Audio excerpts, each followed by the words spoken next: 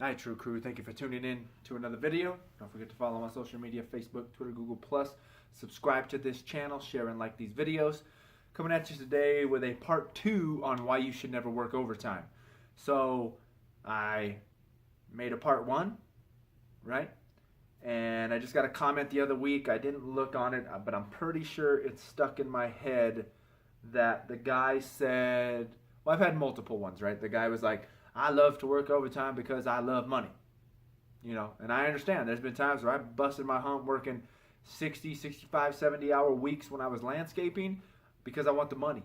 At the time, I had gotten into crazy credit card debt, so I had to have no life, right? I follow Dave Ramsey.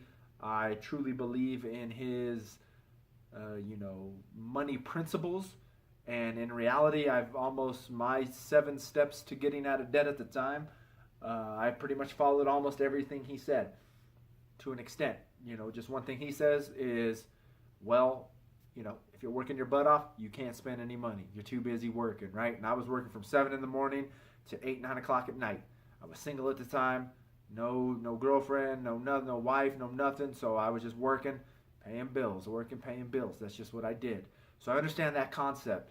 And like he says, when you're getting out of debt, you definitely just work as much money or work as many hours as you can to get debt paid off, to get your little rainy day fund going. Then you can back off all that stuff and kind of have a life again. But until then, you need to get things in order. So that's kind of based on the guy who's like, oh, I love money and I love to spend, or, that's why I work so much. You've got to understand, though, eventually that's still not healthy, being a workaholic, right?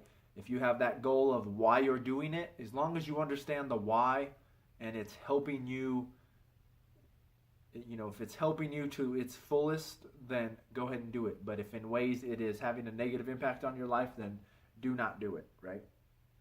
So the second guy was, why would I ever work overtime? You're just going to make more money and you're going to have to pay more taxes. So never work more overtime.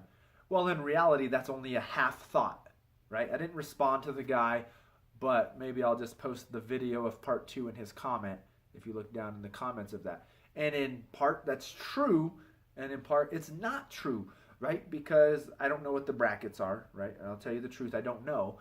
But if it's, let's just say you make $30,000 a year, right? And your tax bracket, 15%, we'll say, whatever it is, ends at $60,000 a year. Well, in reality, you should work as much money as you can then to get to that next right before, to $59,999.99, right? Because then you're never going to get taxed into that next tax bracket. So once again, his remark or his reply to the video was only half of the equation. Going off of his basis, I would say work as much overtime as you can until you don't reach that next tax bracket, until right before you reach that next tax bracket. Then you stop and you don't worry about it. But then, of course, that takes more time. You've got to start tracking your hours. What's your time? Do the research. What is that tax bracket? And in reality, maybe even do some math. Well, is it really that bad? Because even if you get to that next tax bracket and you make $65,000, is it worth it to work all that overtime to bring home an extra $10,000, an extra $5,000? That's something that you yourself are going to have to sit and think about.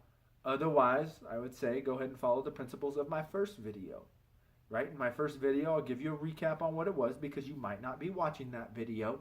But what it was is, in reality, we're all sitting here working buttloads of hours. I do it myself. I do personal training every day almost. I have my job doing 30 to 35 hours a week.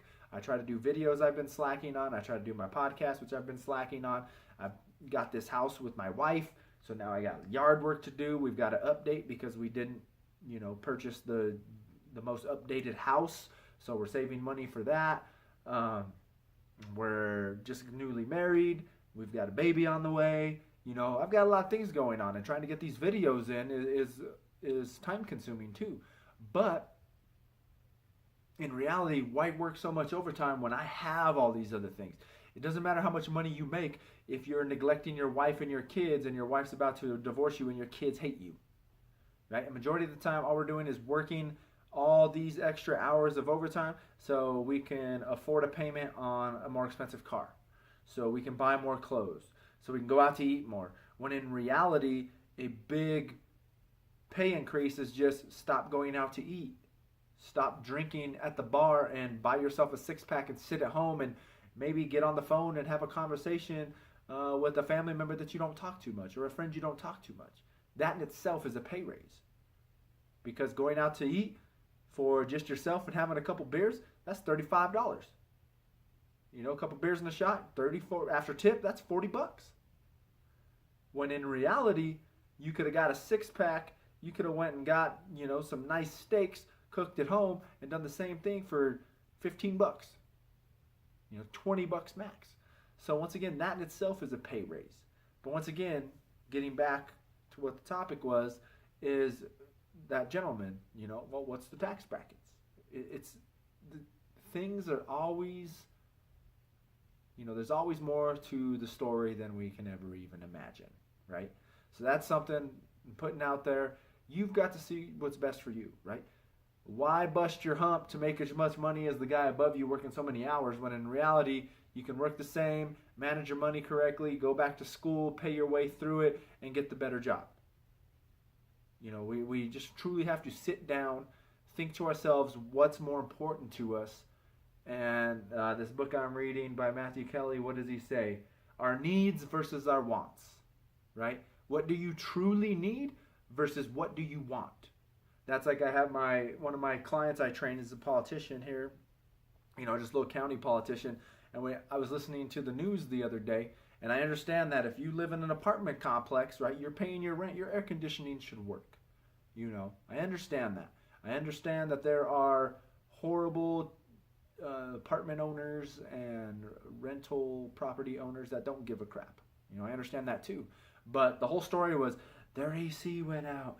It's 95 degrees outside and there's no air conditioning. I did landscaping for 12 years, right? I worked with plenty of Mexicans who it's 105 degrees outside and they're in long sleeve shirts, pants, hoodies, hat, gloves. They don't want the sun touching them. So do you think I care? I sat out there in 100-degree weather to go home to a place that has no air conditioning and sit at home in my house that's 95 degrees. And luckily, by midnight, it at least got down to 70. So I have no sympathy for these people. You know, I understand that if that's what you're paying, yes, they should be fulfilling their obligation. But once again, air conditioning, now the house we live in, we have a swamp cooler. But that's a want. That's not a need. Right? So you got to understand what things you truly need in your life versus things that you want.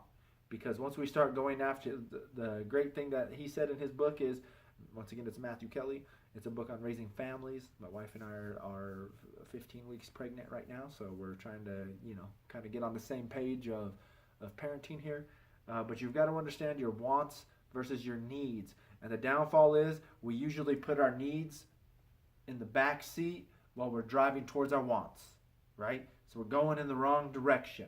We need to understand what we need versus what we want. Chasing what we want has made us unhappy because we're not truly tending to what we need. But I'm off tangent there. I'll probably make that another video. So once again, that's my rebuttal, my response to never working overtime.